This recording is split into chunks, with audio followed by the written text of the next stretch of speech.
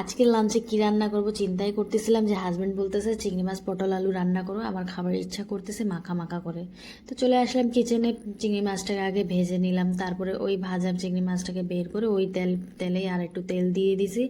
তেলটা একটু কম রাখবো, কারণ আমার হাজবেন্ড বলতেছে সব জিনিসে তুমি তেল বেশি বেশি দিয়ে দিছো, তেল মশলা সব জিনিসই বেশি বেশি হয়ে যাচ্ছে। এই কারণে এখন থেকে আমি একটু কম কমই তেল দেবো। এত কম তেল দিলাম যে আমার পেঁয়াজটার জ্বলে যাচ্ছে তাড়াতাড়ি।